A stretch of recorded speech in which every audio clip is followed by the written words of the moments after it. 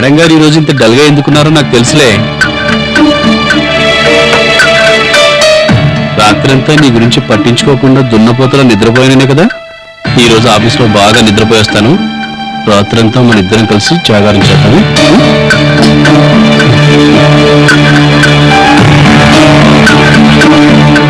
సుజీ, రాత్రికి ఏం వండొద్దు. సాయంత్రం సినిమాకి వెళ్ళి ఏదైనా రెస్టారెంట్ లో భోంచేద్దాం.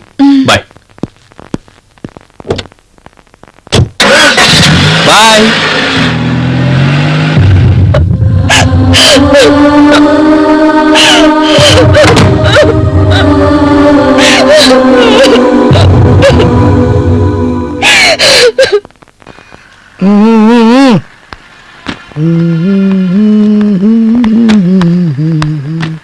Good morning madam. సీడీ ఎలా ఉందండి? అబ్బా, ఇలాంటి సీడీలు ఇంకా కావాలా? నువ్వే తీసుకుని ఇంటికి రా, ఇద్దరం కలిసి చూద్దాం. ఓకే. స్వామి, ఏంటి? ఇంట్లో సోడా ఉంటుందిగా, ఏదైనా ఫ్రై చేసి పెట్టు. ఓకే, ఇద్దరం కలిసి చూసుకుంటూ తిందాం. Bye bye. చూసేవారు నా టాలెంట్.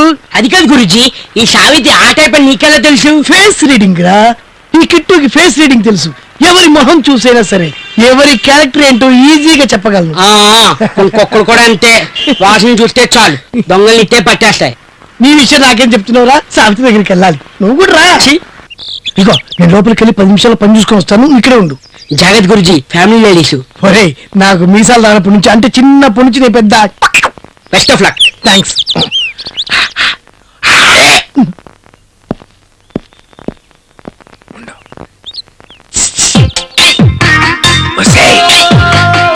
బంగారు, నేను ఇంత ఈజీగా ఒప్పుకుంటావు అనుకోలేదు. నీలాంటి అందగాడు వస్తే ఏ ఆడదొప్పుకోదు. Thank you. ఎక్కడికి? ఇప్పుడే వస్తాను. తొందరగా రా, నీకోసం మంచి సీడీలు తీసుకొచ్చా, ఇద్దరం కలిసి చూద్దాం. గురుజీ గురుజీ, ఇదిగో దీంట్లో ఒక సోడా ఒకటి తీసుకురా. ఇదిగో ఈ సీడీ ఉంటది, ఒకేసారి. ఎవడ్రా నువ్వు? అయిపోయాడు. ఆ సీడీలేంట్రా? భక్తి సీడీలు అండి. అమ్మగారు కావాలంటే నువ్వు. నిజంగా భక్తి సీడీలా? అంటే మరీ అంత భక్తి కాదండి. ఏమండి, మళ్ళీ నేను నిజంగా కడుక్కోలేను. కస్టమర్స్ కి ఇలాంటి సీడీలు ఇస్తావరా? అంటే బిజినెస్. బిజినెస్ ఏంట్రా? నువ్వు పిచ్చి పారిపోతే బెటర్. ఇంకొకసారి ఇలాంటి సీడీలు ఎవరికైనా ఇచ్చినట్టు తెలిసిందో నరికి పోగులు పెడతాను. పోరా. నా సీడీలు క్వార్టర్. ఏంట్రా? సార్, ఆ రఘు నువ్వు బాంబే వెళ్ళాలయ్యా. ఏం పని మీద సార్? మన కొత్త ప్రాజెక్ట్ గురించి ఫారెన్ డెలిగేట్స్ కి ఎక్స్ప్లెయిన్ చేయడానికి నరేంద్రని పంపిద్దాం అనుకుంటే అతనికి ఏదో హెల్త్ అప్సెట్ అయ్యిందట. నువ్వే వెళ్ళాలి మరి. ఎప్పుడు వెళ్ళాల్సి ఉంటుంది sir? Tomorrow early morning flight కి. Okay sir. ఆ రఘు సార్, ఈవేళ ఆఫీస్ లో పనంతా గౌతమ్ కప్పు చెప్పి లీవ్ తీసుకుని ఇంటికి వెళ్ళు.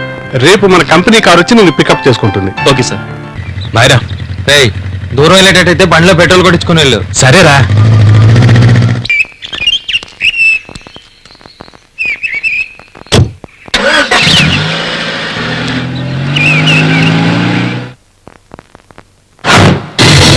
సుజాత, నన్ను తక్కువ అంచనా వేయొద్దు. రేపు నా కోరిక తీర్చకపోతే బలవంతంగా నీతో నా కోరిక తీర్చుకుంటాను. కాదు కూడదు అంటే నీలిమకు పట్టిన గతి నీకు పడుతుంది.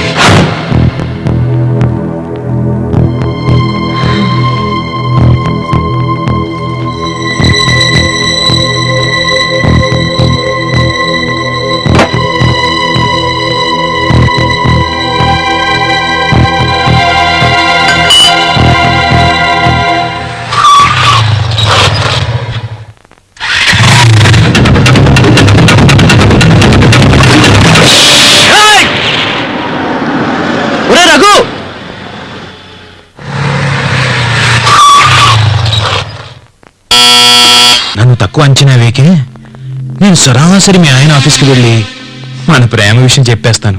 మన ప్రేమ విషయమే కాదు, ఉన్నవి లేనివి కూడా కల్పించి చెప్పుకోపో.